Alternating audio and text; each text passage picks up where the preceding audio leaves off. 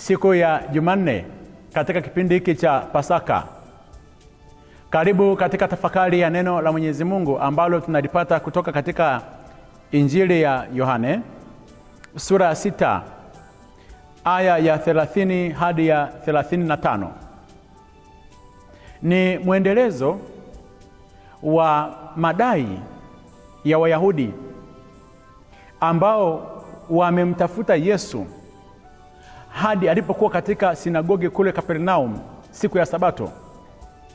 Wanamtafuta ili aweze kuwalisha mikate.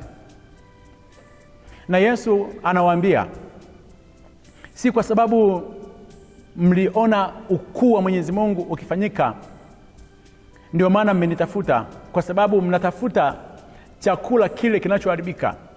Na wao wakamwambia, unafanya kazi gani ya Mwenyezi Mungu ili tuweze kukuamini? Ndio madai ambayo wanampatia leo hii.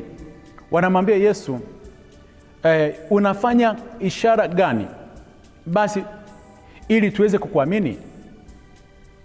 Kwa nini wanamwambia Yesu unafanya ishara? Kwa nini wanatafuta ishara kwa Yesu? Katika dini ya Kiyahudi waliamini kwamba Masihi wa Bwana atakayetoka mbinguni akija duniani, huyu yeye atafanya kama vile Musa alivyokuwa amefanya katika lile Agano la Kale. Yaani Musa aliyekuwa kiongozi wa wana wa Israeli, akiwa anawaongoza wana wa Israeli, alipoongea na Mwenyezi Mungu, Mwenyezi Mungu alileta mana. Yaani kuna chakula kilichoshuka kutoka mbinguni. Sasa chakula ambacho Yesu alikuwa amewapatia mwanzoni kabisa mwa Injili ya Yohane sura ya 6 hakikuwa chakula kilichoshuka kutoka mbinguni, bali alichukua mikate kutoka kwa kijana, ile mikate 5 na samaki 2, akamshukuru Mwenyezi Mungu. Wakaitana Wayahudi kutoka Yerusalemu na marabi kwamba kuna mtu anafanya miujiza. Kwa hiyo sasa hapa wanamletea swali la mtego kwamba unafanya ishara za namna gani kama Musa alivyokuwa amefanya kipindi kile ili tuweze kukuamini? Kwa hiyo wanamwekea swali la mtego kwamba fanya kitu ili tuweze kukuamini.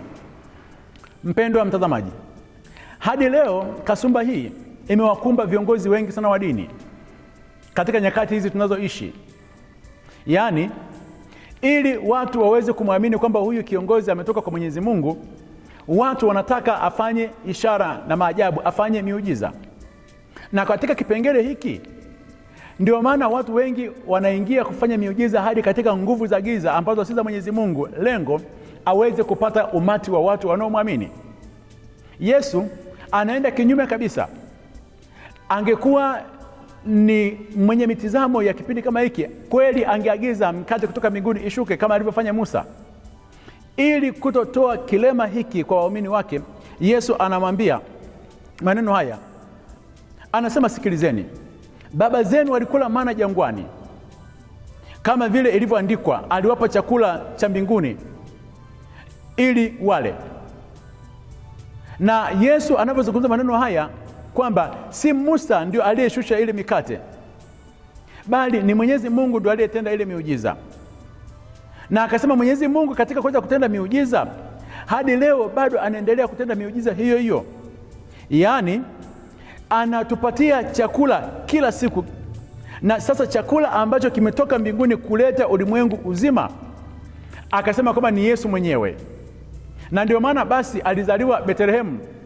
Betlehemu imetokana na maneno haya mawili, bet ambayo ni nyumba, afu lehemu nyumba ya mkate. Kwa hiyo yeye Yesu ameshuka kutoka mbinguni, amekuja ili aweze kuwa mkate wa ulimwengu mzima tuweze kumla.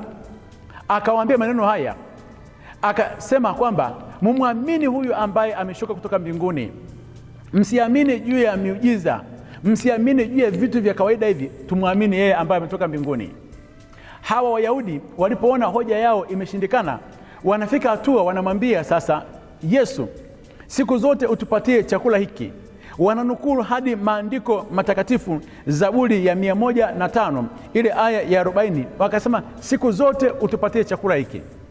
Ni kizazi cha ajabu sana. Unapotaka mambo yako ya kibinadamu ya kimwili yaweze kutokea, Unaweza mpaka ukaanza kunukuu vifungu vya Biblia ili akupatie kile unachokihitaji, na kumbe kile tunachokihitaji ni kwa ajili ya muda tu, hakidumu nasi katika safari ya maisha yetu. Yesu akawaambia, mimi ndimi chakula cha uzima, yeye anayekuja kwangu hataona njaa kabisa, na aniaminie hataona kiu kamwe.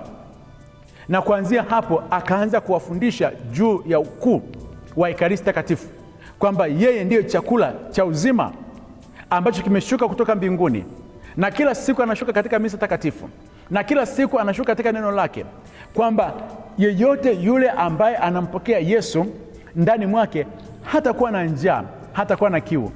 Hebu muamini Kristo kwamba yu mzima. Usimtafute Kristo kwa sababu ya mambo ya kidunia.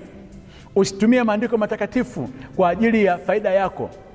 Kitendee kazi kile chakula ambacho kinadumu katika uzima wa milele, na usitake ishara na maajabu yafanyike katika kuweza kumwamini kwamba Yesu yupo pamoja na wewe, kwamba Yesu tenda miujiza ni kuamini. Yesu yupo. Wayahudi walivyotaka hicho akuwapatia, na hadi leo wale wote wanaotaka miujiza Yesu hawezi kutenda hicho, ila ukimwamini utapata yote. Akubariki na kulinda Mungu Mwenyezi, Baba na Mwana na Roho Mtakatifu. Amina.